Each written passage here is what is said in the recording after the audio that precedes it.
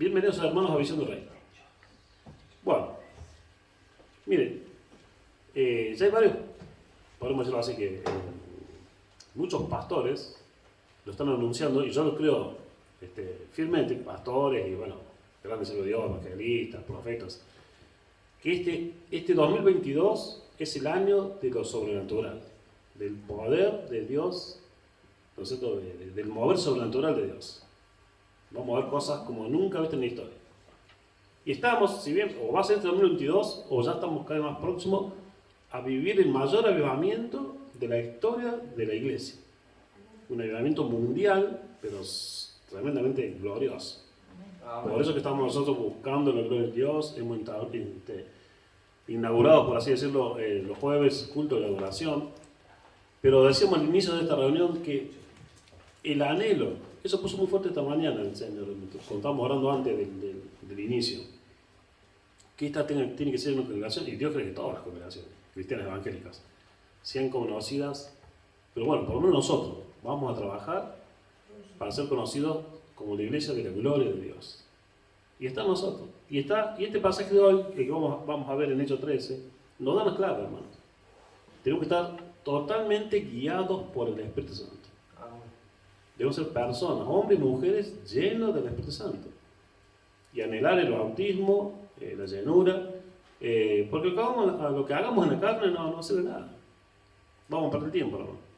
Y de hecho, si la iglesia no está llena del Espíritu Santo, veo que venimos al vicio. Venimos por religión, por costumbre, por rito. Venimos a calmar nuestras conciencias. Cuando venimos fríos, digamos, o con poca vida del Espíritu.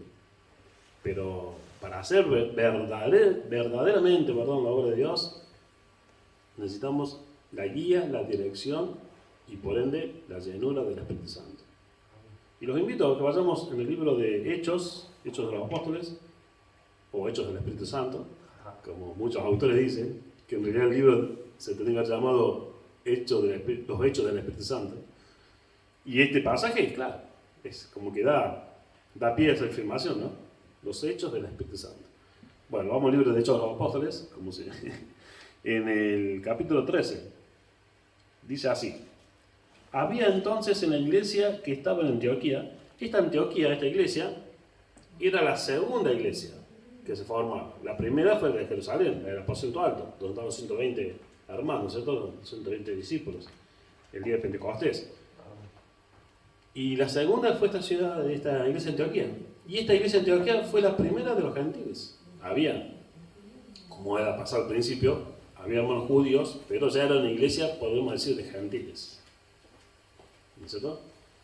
Entonces dice, había entonces en la iglesia que estaba en Antioquía, profetas y maestros.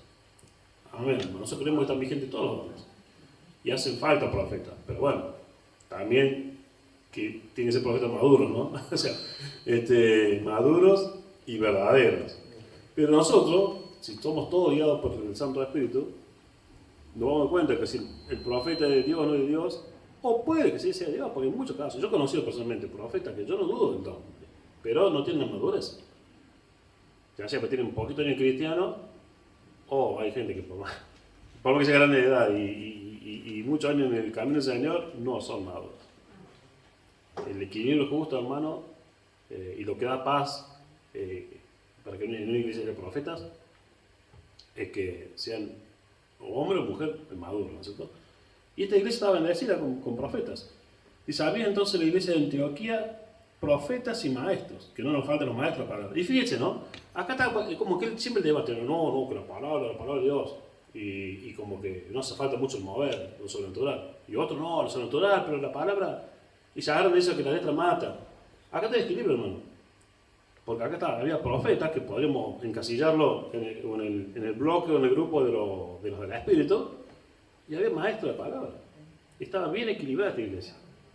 Como si tenía teólogos, personas que eran dadas al estudio de la palabra, y había personas muy, muy conectadas con el Espíritu Santo. Y de hecho tenemos el ejemplo máximo, que acá lo vamos a ver, es Saulo. Saulo, hermano, era todo un teólogo. Usted lea las cartas de Pablo. Saulo es Pablo, para aquellos nuevos.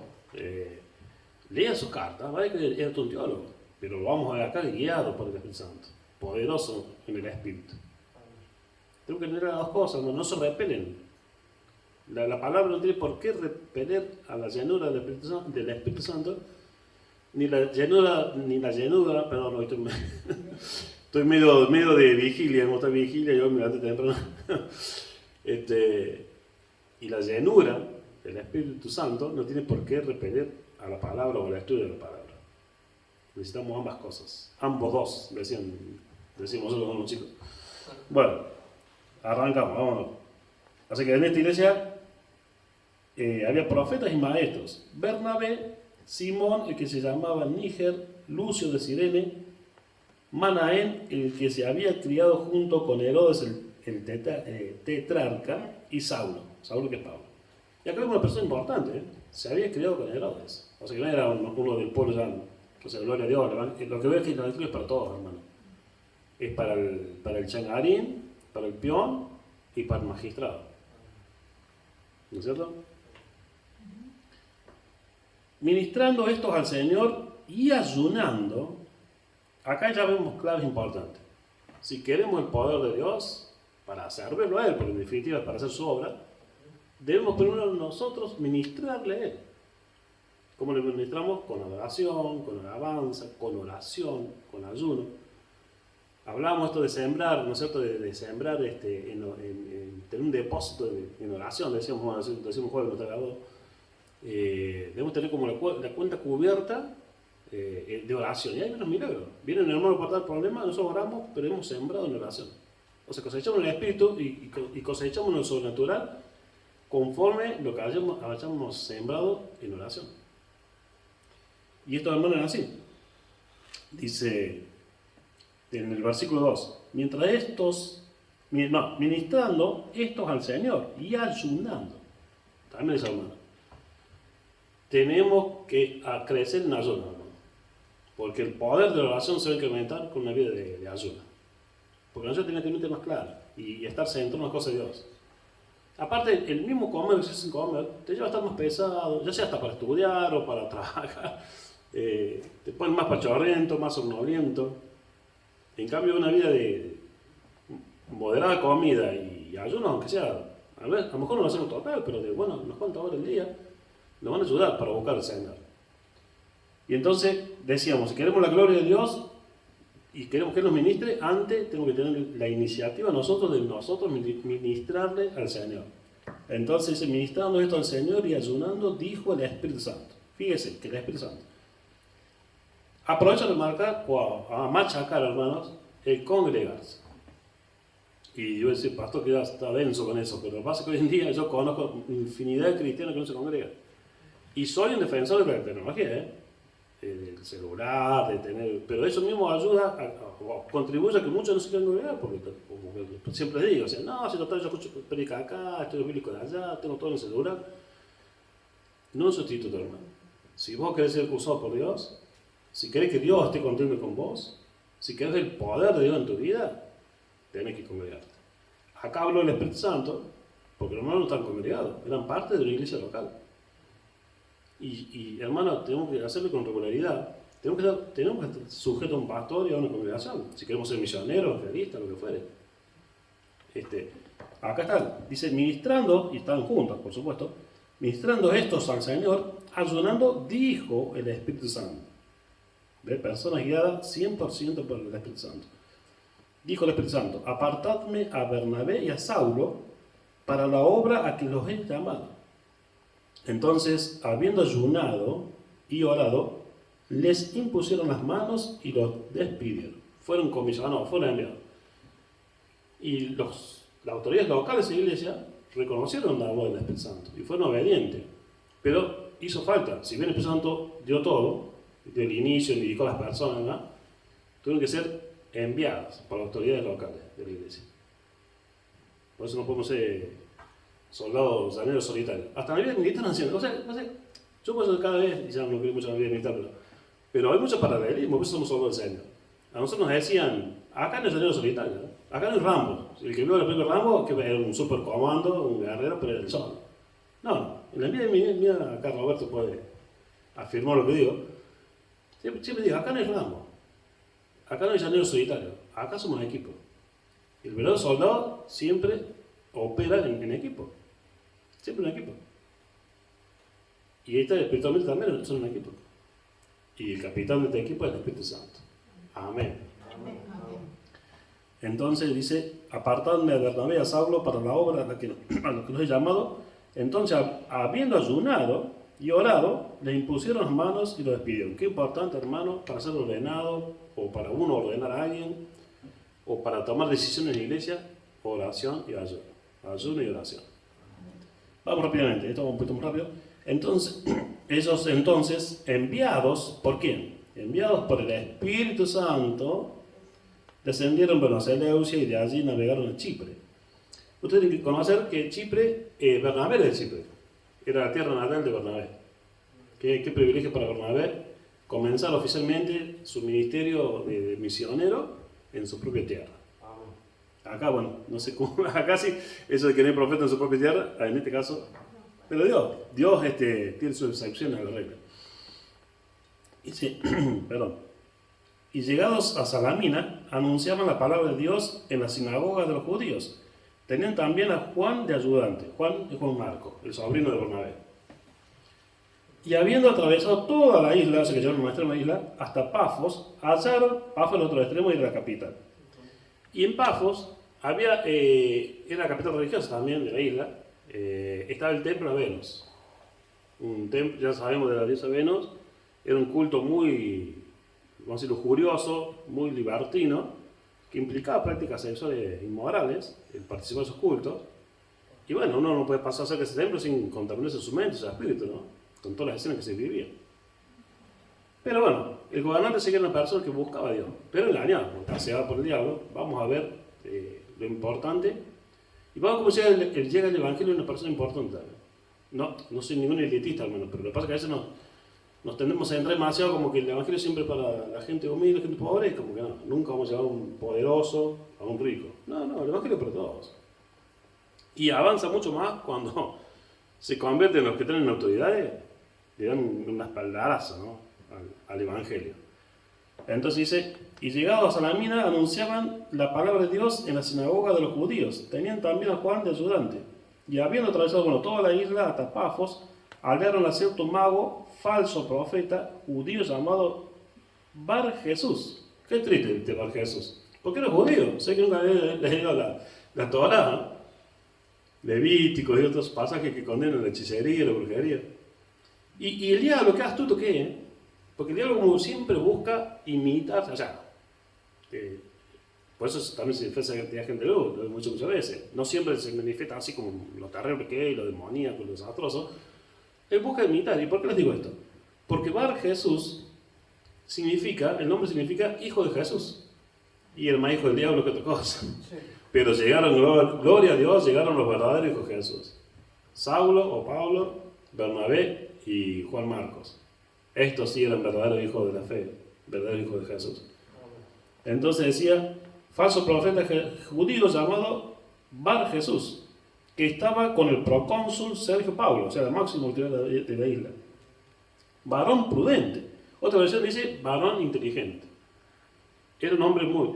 Pero fíjese, en su ignorancia, pobre hombre, pero ¿a qué voy? Esto de que es sabido, no todos por supuesto, pero sí muchos de los políticos que buscan brujos, tienen su brujo, su bruja, ya viene de larga data. El procónsul, la máxima autoridad de la isla, aquí tenía al brujo muy importante, lo tenía él. Que Dios nos ayude, ¿no? Que seamos como estos varones de Dios, como Pablo y Bernabé, que llevemos la luz a esos lugares también, ¿no? Pero fueron valientes, Pablo y Bernabé. Se la jugaron. Por eso el poder de Dios, ¿no? Entonces dice, bueno, vamos desde el 6. Habiendo atravesado toda la isla hasta Pafos, hallaron a cierto mago, falso profeta, judío llamado Bar Jesús, que estaba con el procónsul Sergio Paulo, varón prudente y inteligente también. Llamando a Bernabé y a Saulo, deseaba oír las palabras de Dios. Acá, hermano, ya le habían avisado. Por supuesto, vamos a hacer los agentes de inteligencia, ya dijeron, che, mirá, acá vieron la isla, tres tipos, hay dos más destacados, que hablan de un Jesús, hablan de la palabra de Dios, del nuevo nacimiento, y quiso escucharlo. Pero le resistía Elimas, el mago, o sea, trataba de convencer. No. Ve, el diablo que pasa, ¿no? Solo que Elimas le decía, porque Elimas era tanto Elimas como que Elimas que decía mago, o Bar Jesús. Solo que decía, no, estos son falsos, son loquitos. Y que en realidad el falso era él, ¿no? O el que servía el poder caído, oculto, que es Satanás. Entonces dice, pero le resistía Elimas, el mago, pues así se traduce su nombre, procurando apartar de la fe al procónsul. Entonces Saulo, que también es Pablo, lleno del Espíritu Santo. Por eso, hermano, vamos a hacer la obra del Señor, encerrémonos en casa hasta que no tengamos la llenura del Espíritu Santo. O sea, no es que no me dice nada, hermano, pero procure venir lleno del Espíritu Santo. Entonces dice, entonces Saulo, que también es Pablo, lleno del Espíritu Santo, fijando en él los ojos, dijo. Esto también parte de hermano. Una cosa en la multitud así es difícil meter los ojos todos. Pero si usted va a hablar a alguien de Cristo, incluso si lo tiene que confrontar, en amor, pero confrontarlo, tiene que mirarlo a los ojos. Es feo cuando uno habla con alguien y mira para otro lado. No te voy a contar el testimonio de la hermana Perla, bueno, de un caso de que una persona que no le mira los ojos. Y qué fastidioso que te esquiva una mirada. Y acá con razón, si vamos a hablar de Cristo, tenemos que mirarle los ojos a la persona. Entonces acá vemos que también es Pablo lleno del Espíritu Santo, fijando en él, en el brujo, los ojos. Hermano, eso, ¿qué pasa con vos? Si viene el brujo es muy importante, no sé, de acá de la región, ¿te va a animar a pararte y mirar los ojos? ¿O vas a tener miedo? No, me voy, no. Me curvo que soy Cristo, me juego. No, anda. Bueno, un buen guerrero, pero bueno. Entonces, fijándole en los ojos, dijo, mire, acá también él viene en la línea, estamos hablando del Nuevo Testamento, el pacto de la gracia, el nuevo nacimiento, y acá Pablo va a ser la línea del mismo Jesús, muchas veces escuchamos con palabras duras, y Juan el Bautista. ¿Se acuerdan en términos como generación de víbora, sepulcros blanqueados? Eso dice Juan el Bautista y lo dice Jesucristo. Y acá, ¿qué va a decir Pablo? Presten atención. O sea, nuestro mensaje es de amor, pero es de confrontación también. ¿Y estamos en guerra espiritual o no estamos en guerra espiritual? ¿Y qué es una guerra? ¿Confrontación? No se trata de, si yo voy a ir todo así, no, o sea, ¿qué guerra es? ¿Qué? Entonces vamos ahí. Lleno del Espíritu Santo, fijando en él los ojos, dijo, lleno de todo engaño y de toda maldad, hijo del diablo, enemigo de toda justicia. Toma. No le dijo, mira vos, mira, no sé si vos sos judío, ¿cómo? Porque no sabés, no leíste la Torá, ¿por qué estás haciendo esto? Mira. Pero bueno, Dios te tiene misericordia. No, se enfadó Pablo acá.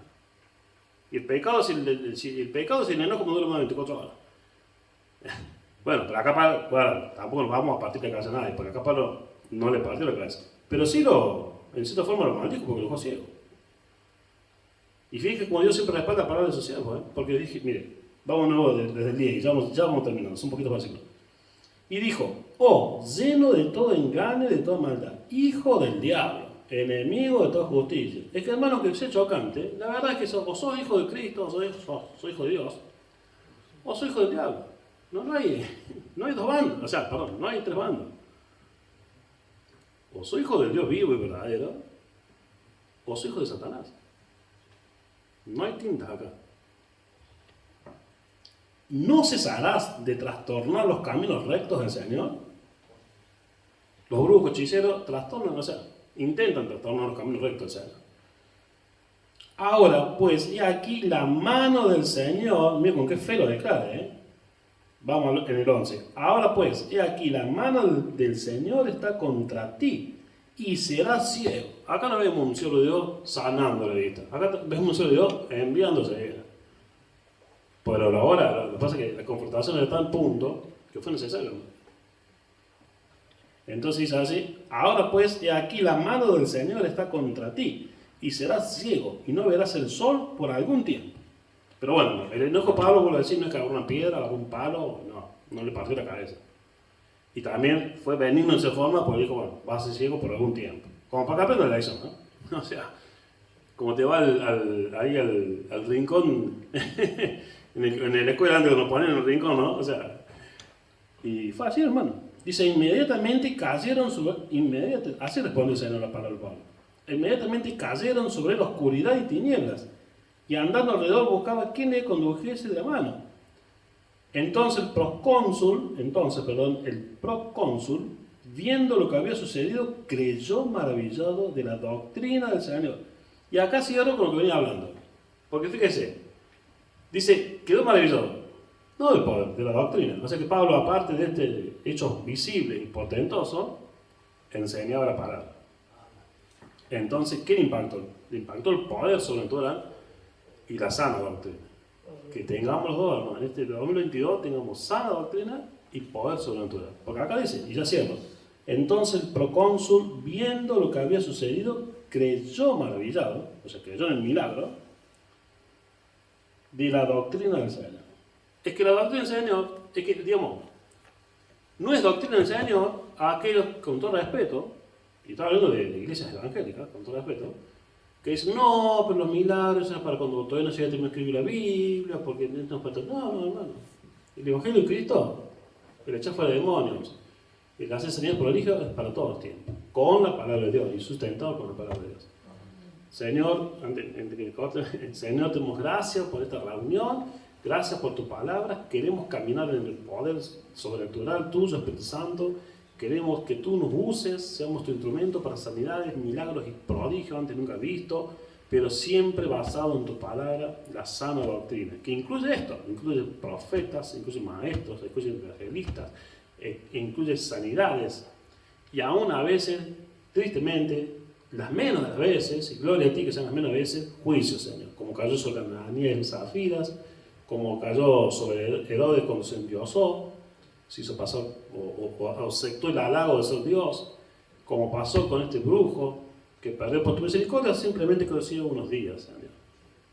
Pero que tengamos, Señor, y que no temamos. Me acuerdo ahora, no lo voy a leer, que también me impactó esta semana, Señor, que leía, dice en Éxodo 9, versículo 11, cuando ya tú estás usando a tu siervo, el varón tuyo, el varón de Dios Moisés, trayendo los juicios también sobre Egipto, con la famosa 10 plagas, dice Éxodo 9:11 que los brujos no podían permanecer delante de Moisés. Que ningún brujo permanezca ante ninguno de tus hijos. Que sean los brujos los que tiemblan, que sean los brujos que se arrepientan, que sean los brujos viniendo a Cristo. Te lo pedimos en nombre de Jesús. Amén, amén y amén.